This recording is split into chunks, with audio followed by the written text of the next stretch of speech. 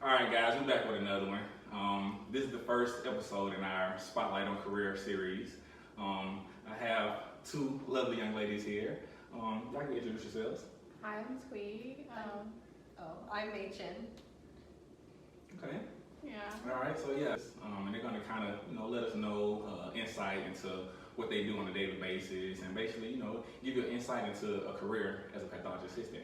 So, ladies, if you would, please kind of just give us a bit of your background, basically how you grew up, were you lower, middle class, poor, wealthy, just kind of give our viewers a little bit of an insight into that.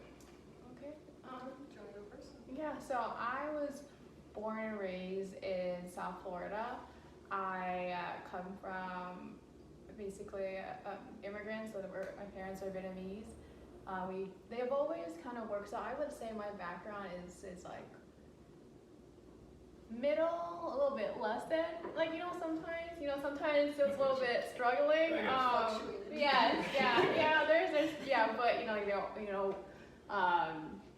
Like I would say, the only family vacation we ever took, right, was one time to Miami Seaquarium, right? That's the only family vacation. Sounds like fun though, at least. And we went with like my uncle, but so yeah, that's my background. But most of my life, I've always kind of worked, right? If not work, I helped out the family and stuff like that. So like I said, I was born and raised in South Florida. I eventually moved to Gainesville, Florida for undergrad at the University of Florida, but I actually studied food science and human nutrition. And I kind of juggled a bit about what I wanted to do. So it was originally, even before I went to undergrad, I had this idea I wanted to do something in business, right? I was in marketing in high school. Our high school had programs. But then towards, when you're trying to figure out what major to apply to, I realized I really liked looking at nutrition facts in the back of food and just the makeup of food, right, in general. So I went that route, and then I love learning about the breakdown components of nutrients and everything. And then I actually got exposed to the nutritional metabolic diseases and the pathology behind it.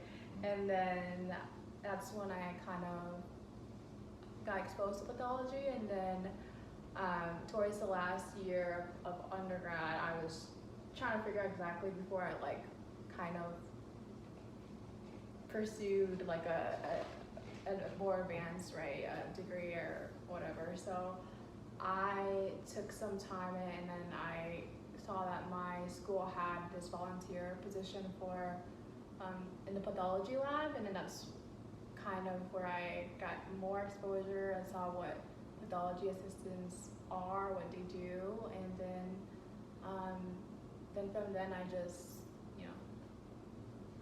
got experience volunteering, and then built up my application for the pathology assistant program. And then I went to Duke for my graduate degree. Okay, Coach K. Coach K, yeah, yes, okay. And that's when, irrelevant, but that's when my basketball kind of, You got your interest in basketball at that point? no, it peaked again.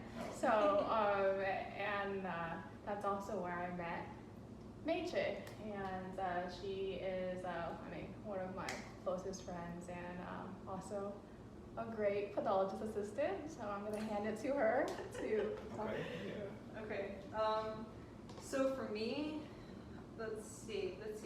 So I moved around a lot. So I was born in Michigan, and then I moved to a bunch of different states. We lived overseas for a minute. My dad was a professional hockey player, so it sounds like I grew up great, but unfortunately, that doesn't last. You know, typical story, parents got divorced. So I'd say I grew up kind of middle class, lower middle class. Neither one of my parents graduated college. High five. I know. That's what you say when you grow up poor, is lower middle class. So I was the first person in my family to graduate college and to go to graduate school. So I was Congratulations Thank on you that. so much. Yeah, Thank you so definitely much. congratulations. So I didn't really have anyone to guide me. My dad was drafted before he even really started college. My mom didn't finish because they were moving around a lot. So I kind of had to like figure out everything all by myself. So I just knew I wanted to be something science related. I thought I wanted to be a doctor. I feel like every single biology student thinks they want to go into medicine. I volunteered and I was like, okay, you know, I volunteered at a hospital and I thought, this is not for me, like being a doctor. At the time, I was working at a research lab, so I was doing helping, you know, as a student researcher doing breast cancer research. And we were getting into histology and studying, you know, these little breast cancer tumors like under scope basically. So I was doing the histology aspect of that. So I was cutting and like staining the tissue and doing the H&Es for it. And I was like, okay, this is pathology. I'd never heard of this field before. I feel like a lot of people don't know what pathology is. And so literally it was my third year of college. I was having a mental crisis about what am I going to do with my life because I didn't want to be a doctor. And I Googled pathology careers and there's a pathologist, obviously, which is the physician. And then I saw Pathologist Assistant and I was like, that looks great. Let's try to do that. Sign me up. Mm-hmm. Exactly. So it seemed like a great field. It was, you know, a couple year degree. So basically I graduated college and I didn't want to go straight into graduate school. So I took 2 to 3 years off and I did basically like private blood banking for like a umbilical cord blood bank. And then during that time I was kind of like building my resume. I was shadowing. I was, you know, taking GRE classes and things like that. And so basically there aren't that many pathologist assistant programs. So I was trying to get a list of programs I wanted to apply to. And I started applying and Duke was my dream school. I had absolutely no idea I would be going there. But for some reason I spent a lot of time on that application. I don't know. I wasn't expecting anything from it and I got an interview. And the funny thing about my interview was, so when the program director, she emailed us, her name is Pam, she emailed us saying, hey, like pick a time slot. I was going to Mardi Gras in February.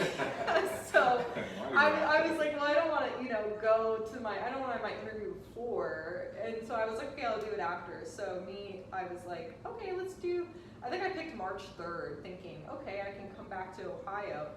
And I totally forgot there were only like 28 days in February and Mardi Gras that year was really late. And I ended up having to basically drive from Ohio to New Orleans. Was having a great time, and then basically I drove straight to North Carolina, and it was a long drive, but That's I had my story interview. for you right there. Yeah. That's a story for you. Yeah, so I was, you know, a little tired for the interview, but it worked out. And Got in. I was gonna say, like, my interview story too was like I drove from Florida to North Carolina for the interview, but I went with like my sister and her friend, and during our trip, got a flat tire in the middle of the highway, and during that part of time when we were trying to figure it out, I somehow broke my glasses, right? Yeah, and so in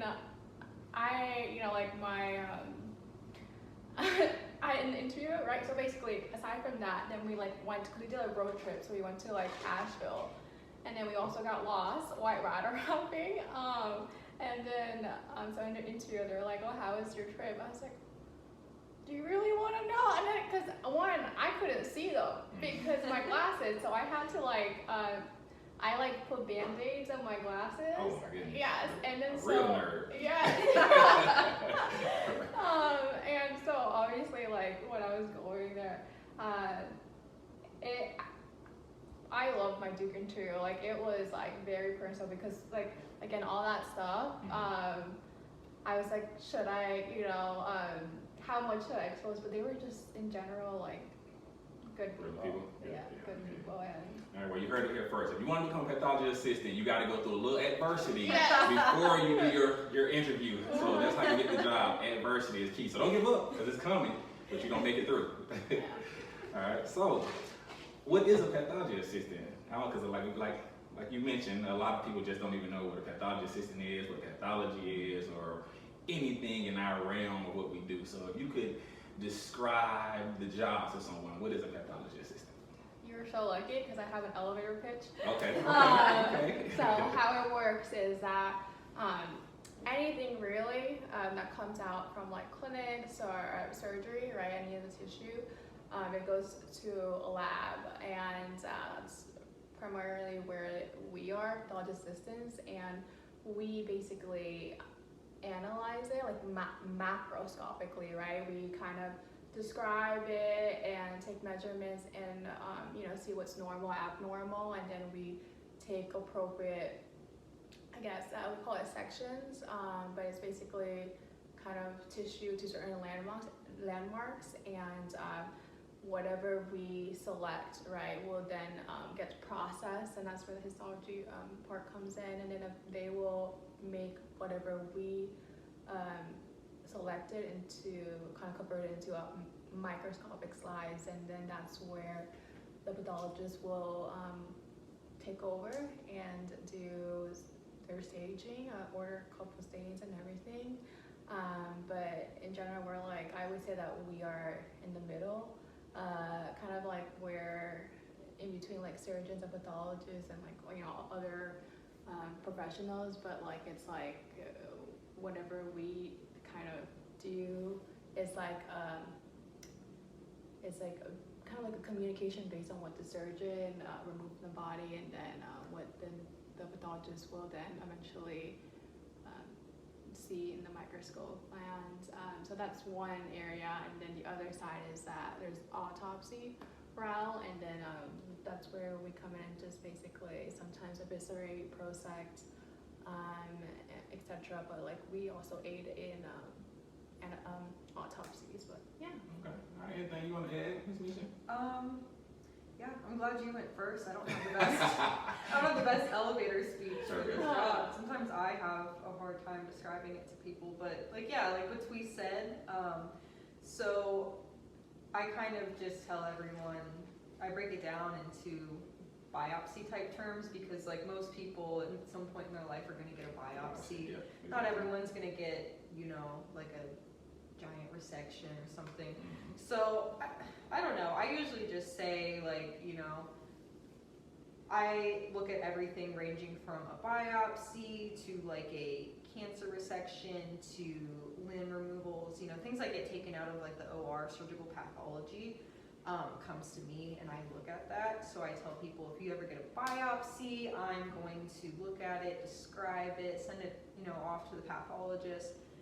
They will look at it under the scope essentially after it gets processed, and they will render the diagnosis. So that's like, how I kind of tell people like what pathology is. If you ever need to get a diagnosis, if you get a tissue sample, that's basically what pathology is. And then I have a fun, oh my God, every time I drink, I tell people about autopsy. And I'm like, do you want to know how you get eviscerated? And it like freaks everyone out. But my medical friends, we all love it. So, I tell people that like we assist in autopsy and we can either eviscerate, we can take out the organs, depends on like where you are and what your duties are at that institution. But whenever I'm with my friends, I'm like, let me show you how you take out the brain. And I go behind them and I'm like, you would cut cut right around here. that school. Yeah. Yeah. I've actually assisted in one, so I know it was really interesting the first time, especially how we're using The saw. like not even the Oh, saw, the- the rompers to yeah. cut your rib cage open. It's amazing. Yeah. I'm like, I did not know that's how they do that. Oh, That is yeah. crazy. Uh-huh. Yeah, that's pretty interesting. With the rib cage, I'm like, you can use the striker saw or you can use the Yeah. Garden shears. Yeah. the big garden shears. No, that is amazing. So, All right, so kind of briefly describe, I know we were talking about the interview, so what's the process to become a pathology assistant? Like, what's the schooling requirements, basically? Yeah.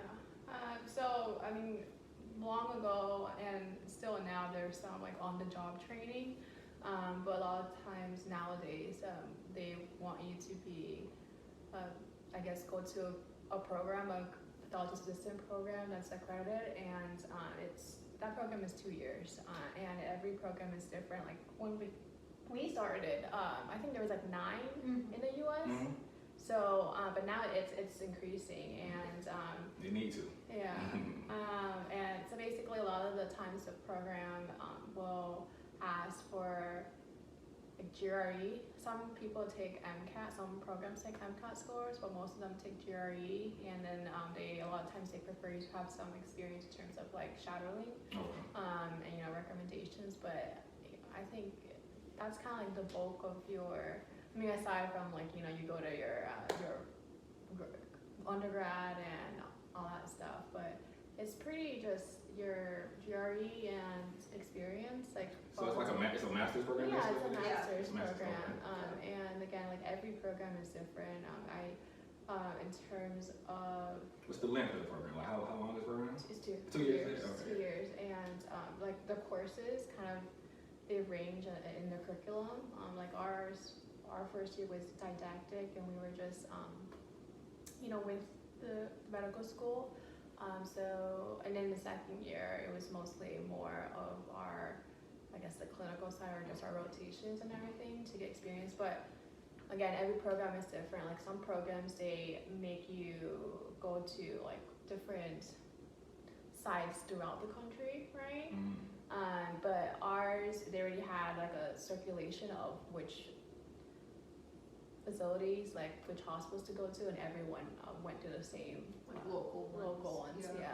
So, but that's yeah. So like Tweet was saying, you're gonna want to get an undergraduate degree, like a bachelor's, 4-year degree, and there are certain classes, like some programs require you to take like anatomy, right? But most everyone just wants you to have like a basic science background, your biology, chemistry, organic chemistry, things like that. So you'll get your undergraduate degree, and then GRE, MCAT, letters of recommendation. Not everyone requires shadowing, but some people do, and I would definitely recommend shadowing. So like for me, I just messaged local like universities, or like I called them up and I said, hey, like, do you guys do shadowing? And most people are pretty accommodating. Some people will say, no, we only let current like medical students or current students shadow, but I shadowed a PA at my local university hospital. So that's how I got my shadowing experience. And then, yeah, you get into PA school. Like our class was 8 people. Sometimes they can be smaller, sometimes they can be bigger. Yeah. I think a couple programs have I think 30, around 30 yeah, is around the highest. yeah, the highest. at Roslyn. And then, when we were, And then some only have a couple of students. but now we're Duke is the lowest now. Before it used to be another program where they took 4, but Yeah. I feel like you get some good specialized training with 4 people. Yeah, I feel like this yeah. like you really get Yeah. that good knowledge. I would say I personally liked the smaller classes. There were only a couple of us on each rotation, so you take your didactic courses. For us at Duke, we took it alongside the medical students with some differences, Yeah. right? There were certain things they had to know that we did not have to know. And then that was the first year of training, and then the second year of training was mostly our clinicals, and how ours was set up was we rotated through the Duke Surgical Pathology Lab, the VA Surgical Pathology Lab, and autopsy. Plus we had additional Community hospitals. community nearby. hospitals, the medical examiner, things like that. But a small class size is nice because there's only a couple on each rotation, a couple students, and then when we were all in one group, there were only 8 of us, so I felt like I liked the small class size and the local travel, because some schools, which is great if you want to travel, but you will have to go across the country for rotation sites, which is something to take into account. So. I was gonna say there is one school that does bachelor for Pathologists Assistant, Wayne State, and that's the only one. But the other programs are primarily masters.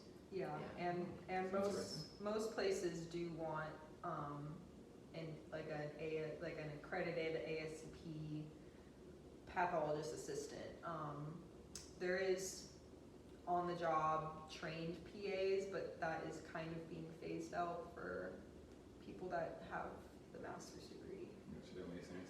Okay, so what type of person do you believe would be good for a pathologist? Or does it vary? Does it range? Are y'all twins, or are your personalities completely different? Or I think pathology people are weird, but not in a bad way. Not in a bad way. But fun. Everyone's behind really closed doors. When you can find us in the hospital, Exactly.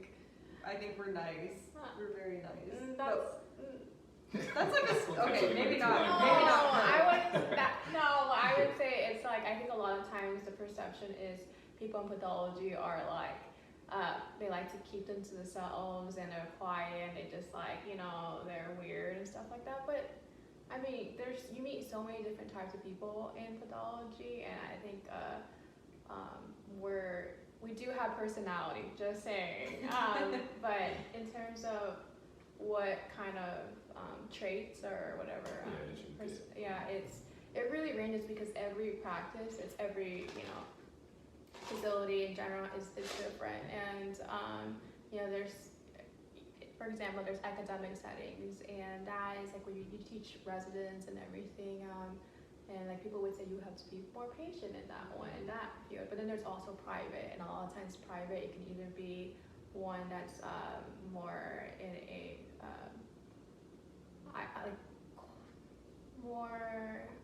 I guess like there's a smaller private practice where like I would say it's more relaxed, but then there's also like a busy private practice or like a big community hospital. But it ranges like in terms of some people that like, because like there's so many types of duties that a pathologist assistant can't assist in, and I think because of that it's the personality, it really ranges, because the people that constantly like to be doing something, like we're, I would say, a little bit different. Like I'm always usually been on the go, kind of like I like to have stuff done, but I do obviously like to relax and stuff like that. But sometimes when there's too much downtime, I get like weirded out. I'm like, because I'm like, I could be doing something, but also like something's coming, right? Something's coming. But I think I would say though, in general, I think it in like the health field or in life, it's like, even if you are constantly, if there's always stuff to be done, I think how you deal with stress, that's something, that's a big key, because like obviously you always think about like your work, because you think about like you think about the patients also, and then sometimes you don't want to this sounds, I don't want to say bad, but like you got to always remember that like not to put too much pressure on yourself, in a sense, if that makes sense. But obviously you work hard and everything, but then you have to realize that like, I think in general this is all life and work, but like make sure you're good too. Like sometimes take a breather, and again, how you deal with stress, because it's you're gonna eventually work with so many different types of people, and yeah, I think just be aware of like how how you come across, as well as when there's too much to do. It's like I always tell myself and everything, just take a step back sometimes, and then just take a breather, and then just go from there. But I think in general, personality-wise, you can be someone that is on the go all the time, but then you can also be someone that likes to just take, just relax and like, but at the end of the day, I think as long as you know how to deal with stress and stuff like that, I think that's more important. Okay. I agree. Let's see. I've always heard the stereotype in pathology is that everyone's really like happy and go lucky, because pathology has like a pretty good work-life balance. So it's unlike most like hospital careers. Depends on it, like the institution you're working, of course, but typically it's a Monday through Friday, a 9 to 5 type job situation. You may or may not have call depending on your title and what you're doing.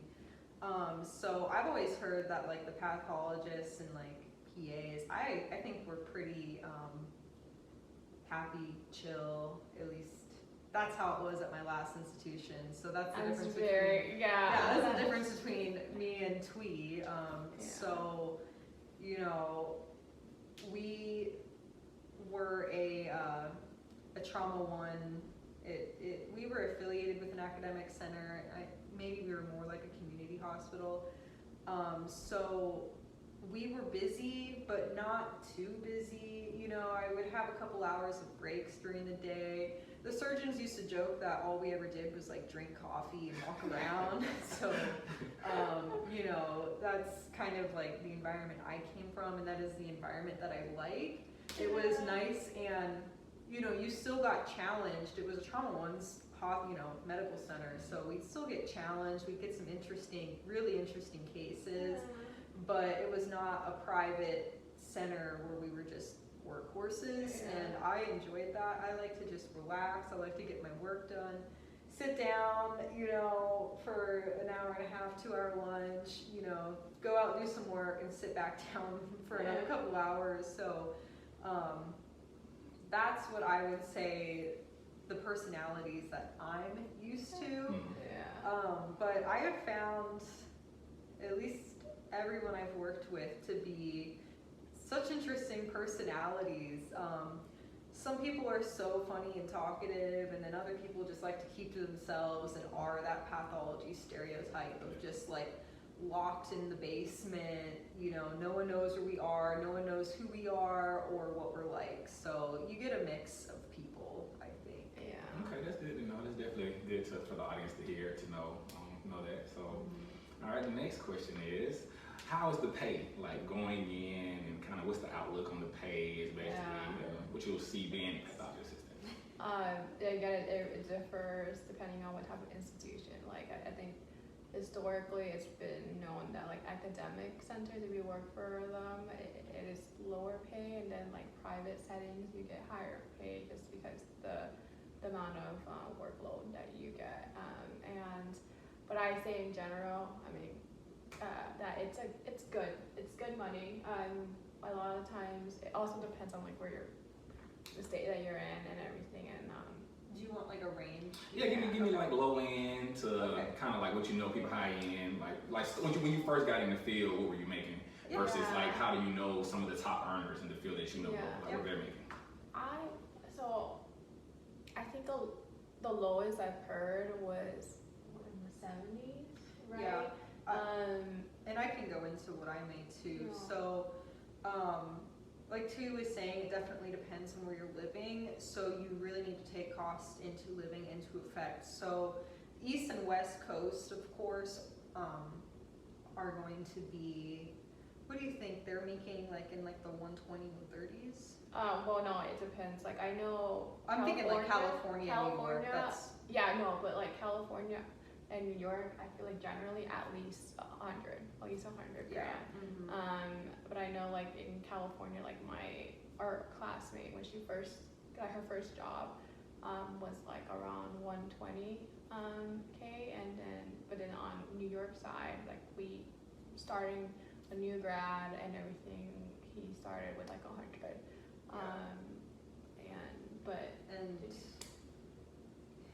And I'm trying to think of how much to say since we know the field's really small. Yeah. So for me, I started my first job. So I was at, like a kind of a community / academic-ish center.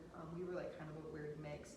You don't usually make as much money at those, and I had a low volume, and I will say that I was living in an expensive city in Colorado, and I was only making in the mid-80s, which to me, and for like the state average, was very underpaid.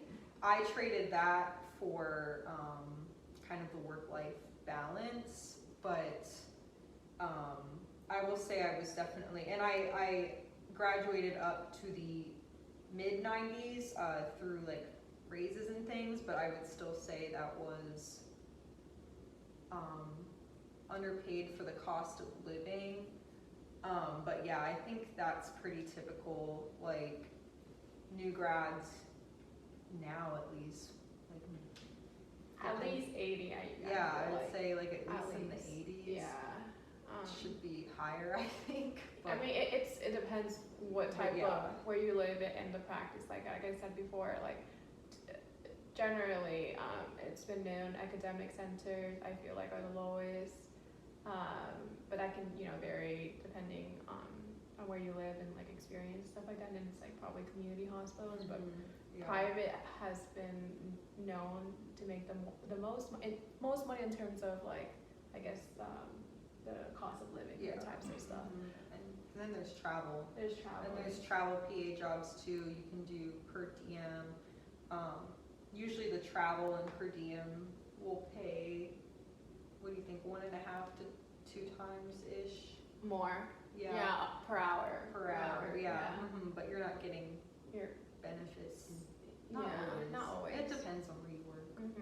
But I think in general, like every job, typically the more experience you get or you get raises, bonuses, it's generally it's more optimistic in terms of making more money the more you work, and I think it's only going to increase really in terms of for new grads and everything. Yeah, and actually one last thing that I just thought of, there's other like perks and benefits you can get that you can like negotiate into your salary that I didn't even think to. So like you have to be, you have certifications that you have to maintain, or like a certification that you have to maintain. You have continuing education. You have parking at hospitals. That is something some people do have to take. Like I had to pay to park. Yeah. So little things like that, just to think about in healthcare in general. So we're looking at around 80 to about 120, we're saying, somewhere in that range. Plus. There's people that make higher end. Okay. There's definitely people that make higher. Yeah, but I feel like in general, nowadays at least 80. Yeah. So as far as the career, do you guys think there's a shortage, an overabundance of pathology assistants? Where do you feel like your field is heading, or where where it is right now? I feel like there's a shortage for sure, but so going back to what Machen said about how generally it's like 9 to 5, and that's not always the case. No, that is not true. We have shifts, and then there's, again, depends on where you work, but then you can work, like I would say that, like generally people, a lot of I guess pathology assistants do work like kind of like the standard hours and no weekends, but there's also a lot of pathology assistants that work the weekends, sometimes holidays and stuff like that.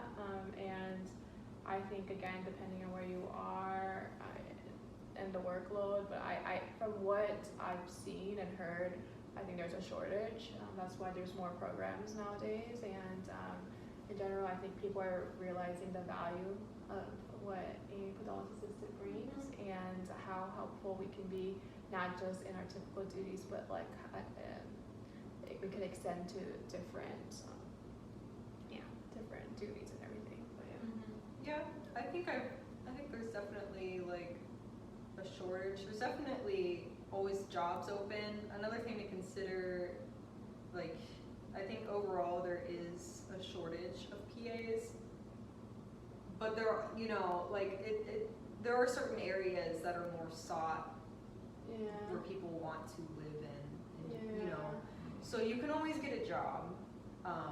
Is it where you want to be, or is the job going to be filled if it's in a city or a place where people maybe don't want to live? That's I think something to consider as well. Like, yeah, there's a shortage, but there are certain places that are more desirable to live to graduate, so Makes sense. yeah. Okay, all right, and without getting fired, and saying too much, what is your career outlook? Like, what do you guys see yourself doing in the next 5 to 10 years? If you think your boss is going to see this and you're going to get fired, don't say too much. No. But just, how do you feel like, as far as, do you feel like, okay, I'm going to do this for the rest of my life? Eventually I want to venture into something else, or, how do you feel? For me, I kind of hinted in general, because I always say you really can't predict the future in a sense. So like if an opportunity comes up, you gotta reassess that, or if general life happens, something comes up.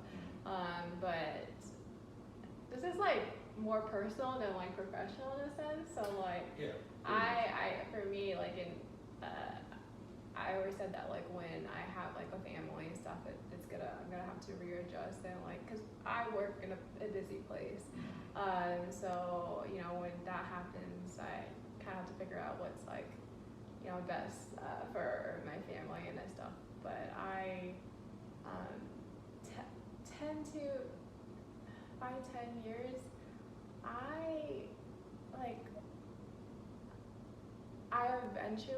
before I always said that like I wanted to take on some type of teaching role or instructor role, but then at the same time, it's like I never know. So my answer, it's really not an answer. It's like to be determined, really, depending on what happens in life. But I think regardless, if anything happens, I'm still gonna maintain my skill set and still try, keep up my accreditations and stuff like that, my credits and everything. But it's always like I said, there's so much different types of duties that you can extend to, and then like different fields, because we are exposed to a lot of things, and so the possibility I feel like is kind of like endless. Yeah. Let's see. Do I want to be doing this in 5 to 10 years? I'm currently on a sabbatical right now, actually. So I saved a lot of money during the student loan pause, and I have not been. I just quit my job, and I haven't been working for the past month and a half, and I don't plan to go back for a month. So like, yes, I do love this career, and I think I had a plan to be doing this for at least 5 to 10 years. Yeah. I want to pay off my loans first before I decide to either. I don't think I would ever switch careers, because one thing that's great about this career is that I have successfully set myself up to have a career for the rest of my life that pays very well, more than like the average. So I would not give that up necessarily, and I would always maintain my certification, always. I do love this job too, it's great. For me, it's more personal. I've just come to realize that I really value my time. I don't, in pathology, at least this is how it is with my experience. It is pretty Monday through Friday, 9 to 5. I would love to work part-time one day or do travel or per diem if I was ever afforded that chance to do so, because I've just come to realize that I you know, you get kind of like pigeonholed, at least in my experience, into a Monday through Friday 9 to 5. So I miss the old schedule of when I used to be a lab tech. I only worked 4 days a week. Some places you could work 4 days a week. Yeah. So if I found a schedule, you know, that worked with me, yes. So my reasoning is not so much against the career, so much as the schedule. But it is a great job. I know what to expect wherever I go for the most part. Yeah. Trying to think if there's anything else I can add, but I was gonna. That's good. That's fine. Oh, you also know too good.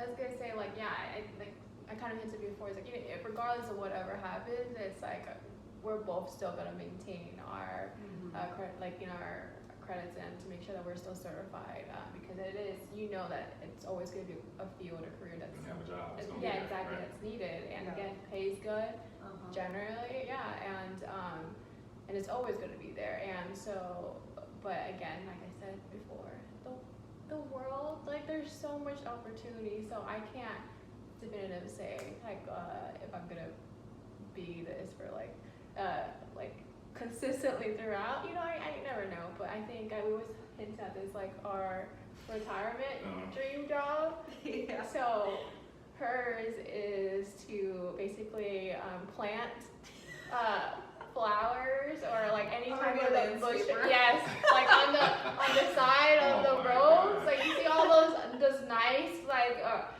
placed I guess arrangements of those like pots and like the little flowers. That's her. When you're driving on the highway, that's gonna be her. Her just sitting and just doing that stuff. I want to arranging body parts to arranging flowers. exactly. Hard labor. For me, I wanted to be a crossing guard. So Crossing guard. yes, a crossing guard. So in I don't know, about 5 to 10 years, I probably won't be a crossing guard then, but like Grandma Tweet will be the crossing guard. This will be Grandma Tweet the crossing guard. That's what it's gonna be. Helping the little kids get to elementary school. Yeah. So. All right. So now we're gonna transition into the rapid fire questions. Oh. Okay. Okay. All right. So give us one fun fact about yourself. Okay. Well, let's see. You can tell, I love basketball, but there's a lot of things I also collect. I'm getting nervous. So I also collect rubber duckies.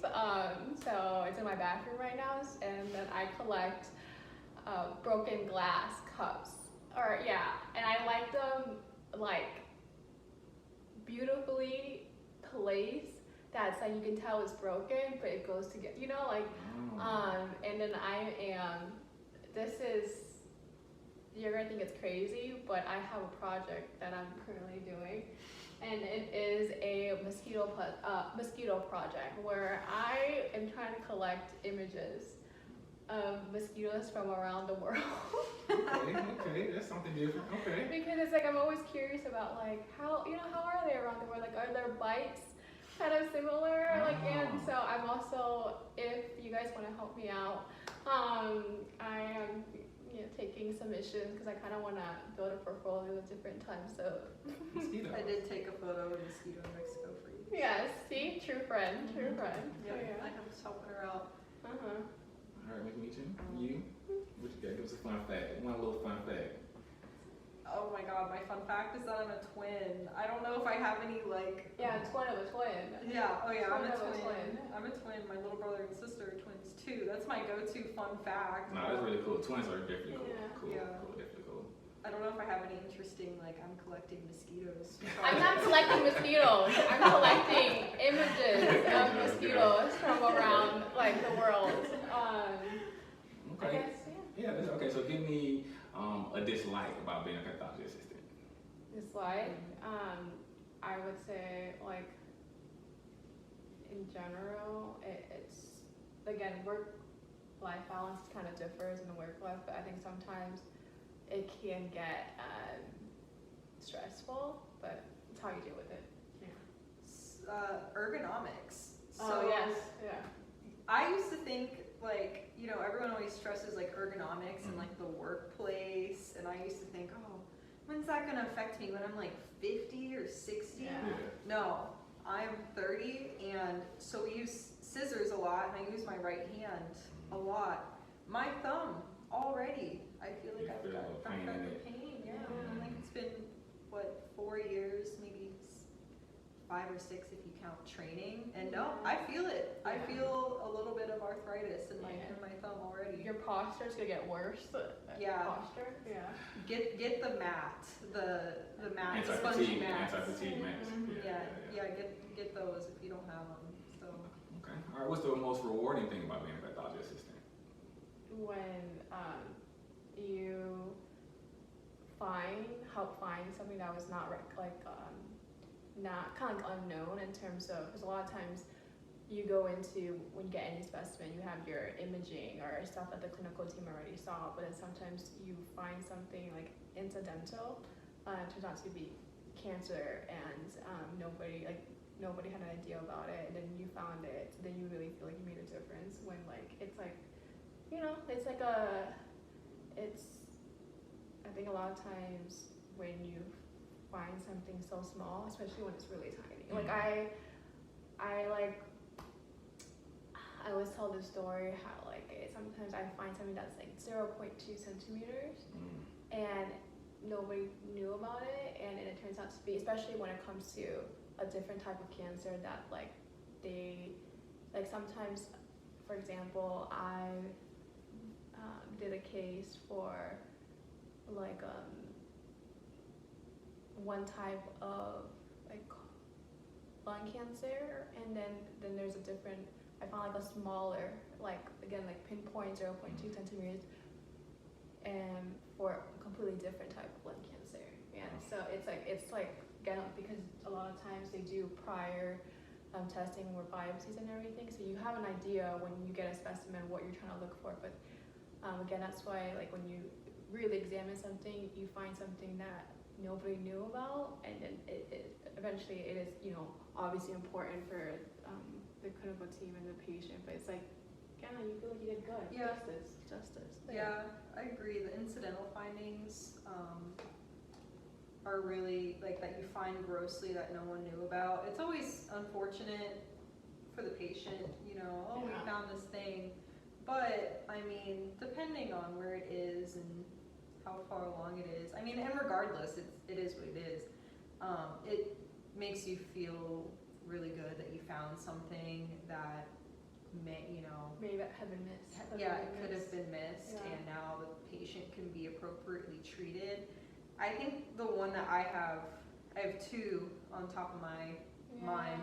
I had a random, what was it? It was a right hemicolectomy, and it was for trauma, and I found like a 2 millimeter tumor. I can't remember what type of tumor it was. Breast cancer? No, it was in the colon. It was like maybe a neuroendocrine tumor, something like that. It was not clinically significant at all. It was just something that me and like the pathologist kind of laughed about. We were like, that's the tiniest tumor, ever. And then another one was another kidney for trauma, and they had renal cell carcinoma, and incidentally found that.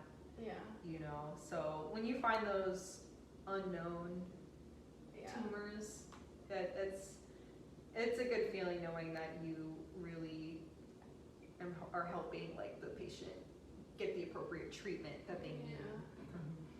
All right, and if besides a landscaper and a crossing guard, if you had to choose a career, like I'll force you to choose a different career, what would you be? So I always go back. I was like, what would have been like if I was an engineer? Just because, like, what type of engineer?